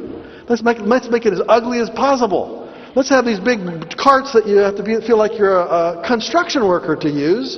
And let's package gum instead of selling onesies and twosies. Let's package a package of gum with 500, packets in it or something crazy idea and sell it really cheap. I mean, Price Club started right here where they took an idea, and there were thousands of grocery stores, hundreds of thousands of grocery stores. And he says, I'm going to take it and I'm going to multiply it. I'm going to figure out a way to sell not just one, but sell 50 at a time. And let's make a store big enough to do that. So what I'm trying to say is that everything can be transformed. I want to hitchhike on that, though. Saul Price is the guy who created it down in San Diego, his neighbor. And Saul called me up after our book was blowing $20,000 a week through his stores. And he said, Mark, man, we love your book, but everybody thinks it's a cookbook. We want a cookbook. I said, Saulie, I love you, pal, but we don't do cookbooks. He said, the first order is $250,000. I said, Saul, we can do a cookbook? Now, what company slows down or product or service? And they made $1 billion from it. Aging, absolutely. That's a whole new field. The anti-aging stuff is where the big money is going to be. What else can we slow down and make $1 billion from it? Sorry? Think about it. Time release. By the way, that's called chelation in herbs and vitamins. Yes. Time release drugs. Exactly. That made $1 billion from that. What else? Ketchup. Ketchup. Ketchup. Cracking the angel code. Let's just talk about that for a few minutes. What is an angel? Well, there are visible angels and invisible angels. What is a visible angel? You're looking at them. You're looking at them.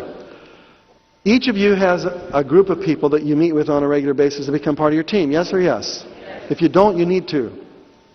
An angel is a person that brings their gifts, their talents to you. And you don't have those gifts and talents, and you kind of form a team together. And each of those angels, the word angel is actually another acronym, and we use lots of acronyms, too many. Actually, when we were sending the manuscript and our editor said, there's so many acronyms in this book. And so we actually made up another acronym that you get to decide what it means. You get to create your own acronym. This is the word angels, what it means. An angel is a person who has assets. That's for the A. Or tools, equipment. They got something physical. Or maybe money, credit, whatever. They got assets. They're going to help you make your deal happen. The N stands for a network. Exactly. A network. Meaning, somebody you bring into your team may have a network connection. For instance, one of the reasons I'm a partner with Mark, I'm pretty much of a loner, to tell you the honest truth. My wife married this guy, but when I go home, I'm not this guy. When he goes home, he is that guy. He is just like that in every scenario possible. I'm only this right here. But when I get home, I'm very, very shy, frankly. Very shy. It's hard to believe that, isn't it? I'm pretty much of a loner. I'll go in my room. And anyway, for a network, I'm not good at networking. I suck at networking. But this guy, when you look in the dictionary, the word network is a picture of him. How many people has he talked about? Here I'm standing on the stage. Every time I tell a story, he knows the guy or the gal, It's just, he knows more people than anybody I have ever met. And on your team of angels, you need to have somebody like that. Someone who likes to network. I don't like to network. I'm pretty much a loner. I'm a do-it-yourself kind of guy. Well, I'll just do it all myself, man. I don't need anybody else. And him, he is just amazing. He has a skill I do not have. The reason that we do well is because I've got skills he doesn't have. Not very many. But is this we prayed and you said you'd be humble for a change?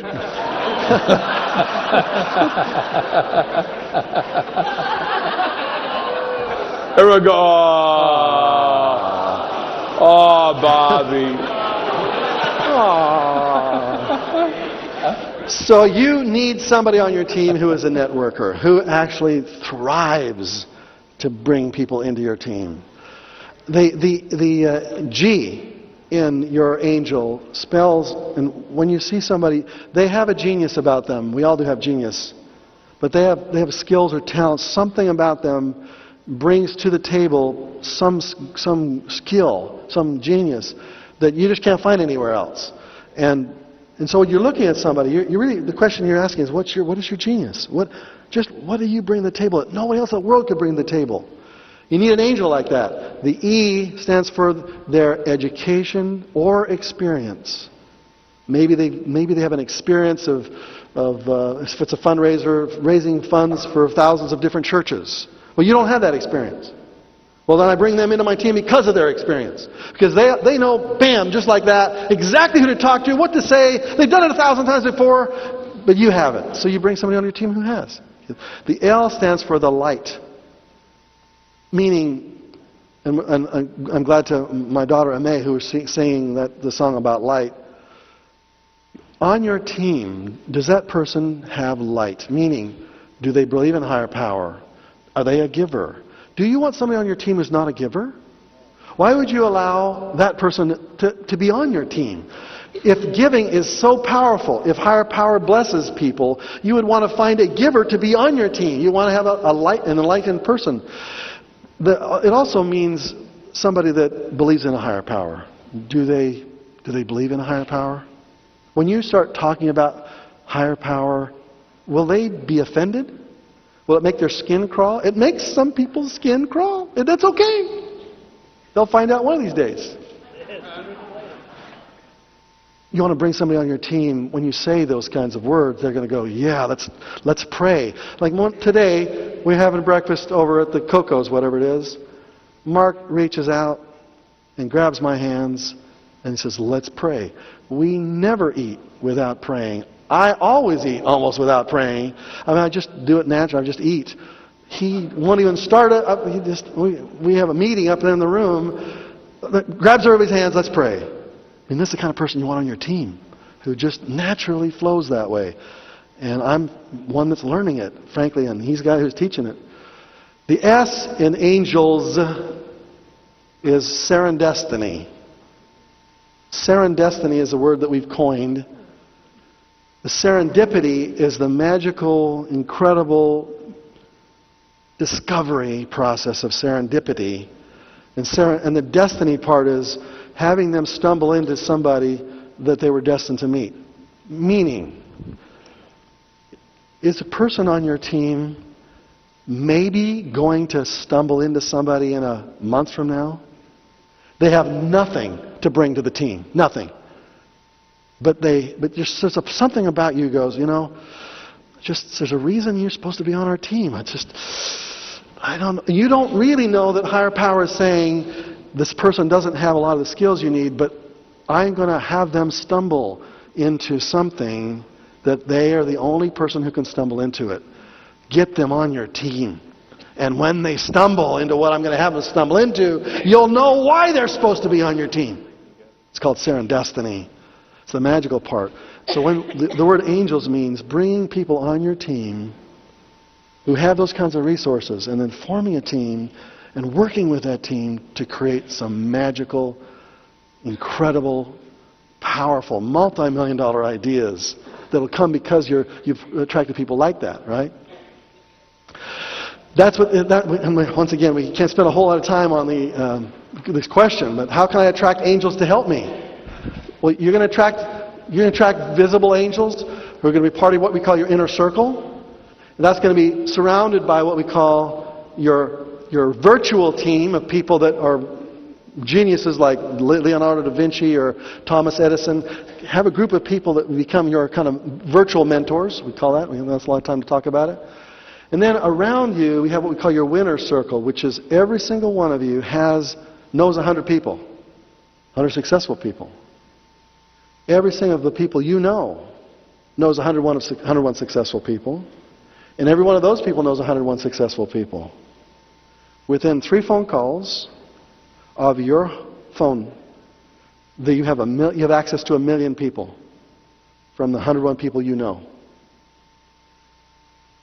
Which ones of those people should higher power connect you to? In other words, from the people you already know from your living room, there are 1 million people you could contact who knows who.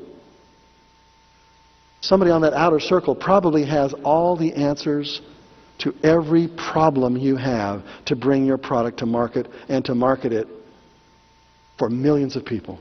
You are 3 phone calls away from them. We call that your winner's circle. And then finally, the outside circle is a circle of life. They've got almost 7 billion people on the planet. And then the final outside circle is what we call the eternal circle. And there's where we go into how many people have ever lived on this earth? How many people have ever lived on this earth? I hear 9 billion, I hear 18 billion. I read a book, it was actually in a book on Da Vinci, 90 billion. And who knows who's right? The question I'm asking you is, where are they right now? Well, we know where 6.5 billion of them are. Where are the other 84 billion of them? How many of you believe there is an afterlife? Do they get to influence us? We're trying to attract people into our funnel. We're trying to bring them to the event like this, so we can maybe influence them somehow. It's going to cost so much money to bring them.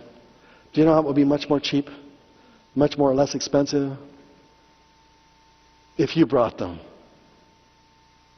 If you brought them, we wouldn't have to spend $1 million. And we could give the $1 million away.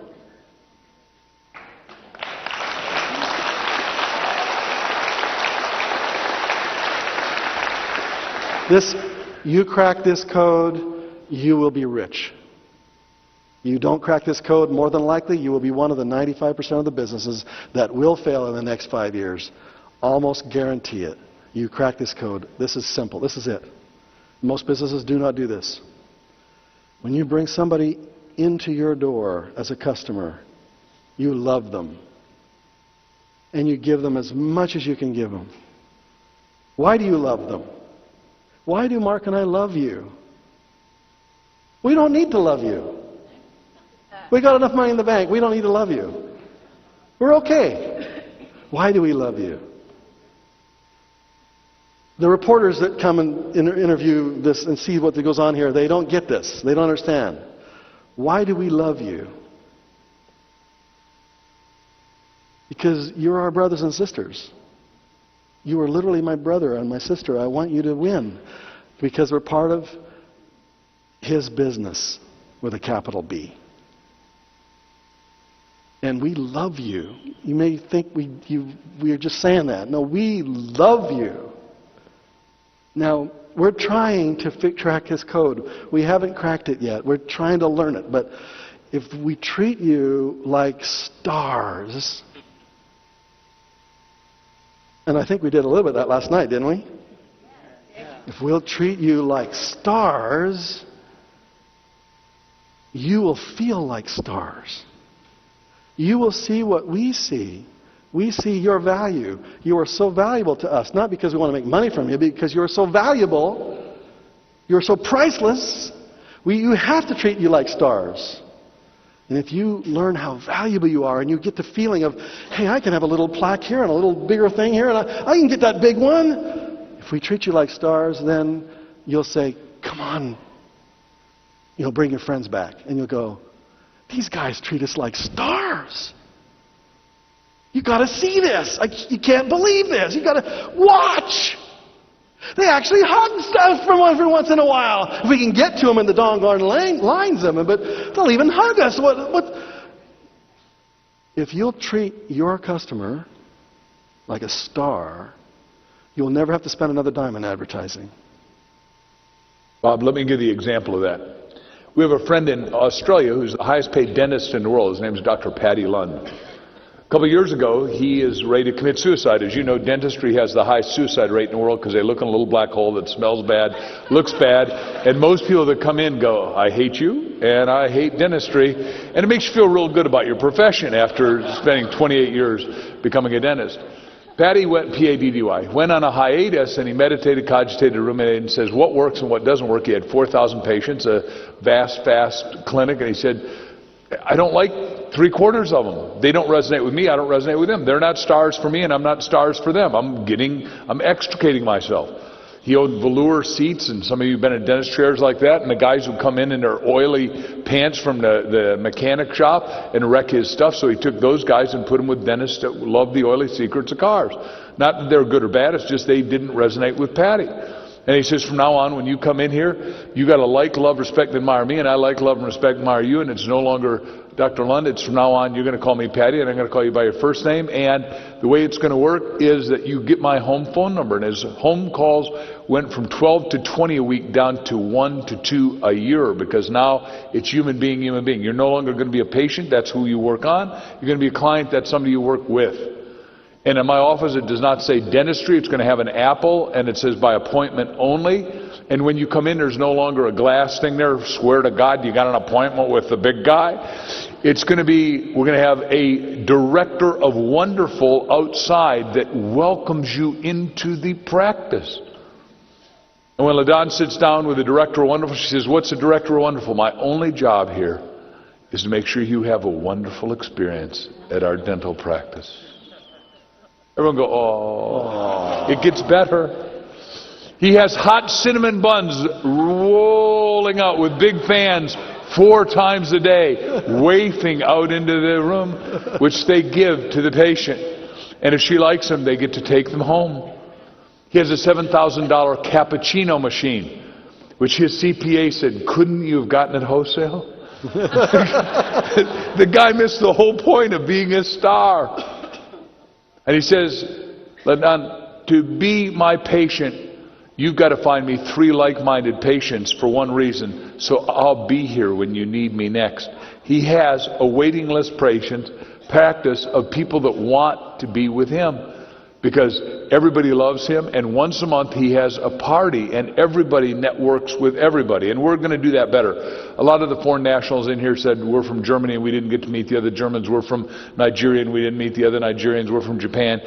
That'll be changed next time we get it. Some of you gave us the feedback, we got the message. Same thing here. We're going to just do constant, never-ending improvements, and you're going to keep making the people stars. We're going to refine your starness. We're going to refine how fast you can make your money, and you're going to bring us the rest of the stars. Just like Patty said, if you want to be my patient, you got to bring me 3 new patients a year that like and love dentistry and like and love me. Because Bill Cosby says, I'll just finish with this, that a dentist is the only one in the world that can make your butt walk across a chair. That's a perfect story. It's an absolutely perfect story for taking some ordinary business like dentistry that people hate to go to the dentist and make them absolutely love to go to this dentist. Because he's totally made them into stars. And he's made a fortune doing it. He's a multi-millionaire. And he only works 22 hours a week. So he owns the practice doesn't own him. Everyone say, I own the business doesn't own me. At the front end, maybe you got to be out of balance to get in balance. You got to work 80 or 100 hours a week like any good immigrant. But after a while, you know, Bob and I could do this 4 days a quarter, and that's all we need to do, except we like to do it. Your business is about you bringing people in the door and saying, what would you like? Let me feed it to you. And you feed them really well. Then they're going to come back and say, and what would you like? And that's the vision of heaven and hell. That star code is about cracking that one. Most businesses, what do they do? What do they do? Do they ever call you back? Now, every once in a while they'll send you a letter and say, I hope you come in and buy some more stuff. But they very rarely ever communicate with you. Almost the entire effort of the entire company is focused on finding new people. And they bring them in the door, and they don't care the ones that, when they come in the door, they say, fine, done, and they're always looking for new people. If they just took that same marketing dollars and focused it right back on the people who just walked in the door and treat them like stars, these people would go out into the world and drag their friends to it. Within a few miles of here is a perfect example of that, Disneyland. And what was Walt's famous statement? Do what you do so well that they want to come back again and again and bring their friends. That's a hard one to crack. Walt cracked it. He cracked it.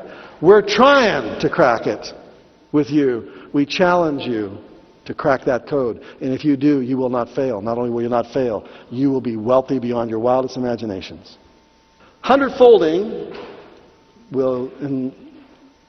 is right there. You want to lunch it? What happens is that when I did a little electronic Bible read, it said 38 out of 66 chapters. In some iteration, you're supposed to 100-fold. So Bob and I said, well, no one has ever taught that. I've studied with all the prosperity ministers, so I said, let us figure it out, because most of you just know the New Testament stuff, 30, 60, 100-fold. And we started looking around. We saw how many plants did we find out that 100-fold. We started with wheat. Wheat, 100-folds. Papaya, 100-folds. Watermelons, 100-fold. Strawberries. Take a strawberry. Can you imagine one? Where's the seed in a strawberry? How many of them are there? There are 500 seeds. Each of those tiny little seeds on the outside of a strawberry could be planted in the ground and create a whole string of strawberry plants from that one tiny little seed. Higher power, 100-folds every second. All around you, 100-folding is taking place. So we said, look, it's normal and natural. Everyone say it's normal and natural? I just don't know where this slide goes. So we said, look, just real quick through Bob's and my story, we both checked out our own life, and, Bob writes nothing down, and he says, well, wait a second, or before he wrote it, he's going to do a seminar, charge $100 each, and he takes out a little $25 ad, and 100 people show up. 100 times 100 is 10,000. Then all of a sudden he does an infomercial. 100 times 10,000 is $1 million, and he immediately made $1 million on the infomercial. I'm condensing a very long story into consolidate it, and I'm not going to do my part. You 100-fold it again, you got 100 million, and it goes to 10 billion. Everyone go, wow. What I want you to know is that there are not only Scott Lambs in my past, but they're sitting right here in the audience too. Some of you are going to be up on this stage training and teaching and doing because you lived it. That's how you get up on this stage. You live it. We hope that all of us will do as much as possible to live the best way we can. We're not all perfect, but I want you up here. Not only just getting an award, but I want you to teach this stuff. Did you enjoy that? I hope so. We want to teach you how to become financially free as fast as possible. You have $1 million idea. You really do. And you were destined for wealth. What we call enlightened wealth. Wealth that creates financial freedom for yourself, prosperity, abundance for yourself, and a way to help the rest of the world at the very same time. Doesn't that feel good? It feels good to me anyway. And I want you to achieve financial freedom using the techniques taught in this book that I want to give you for free. It's called Cracking the Millionaire Code, Your Key to Enlightened Wealth. If you call us at 1-800-371-9876 or go to crackingthemillionairecode.com/gift, you can receive a free copy of this book just for shipping and handling. In addition to that, we have a couple of teleconferences we want to invite you to, where we can teach you live on the telephone exactly how you can become financially independent, how you can move to the next step as quickly as possible. We invite you to be part of our team. We know you can be. We know you are destined for wealth. It's your time, it's your time, it's your time. And this is your day. Good luck. It's your friend and mentor, Mr. Robert Allen.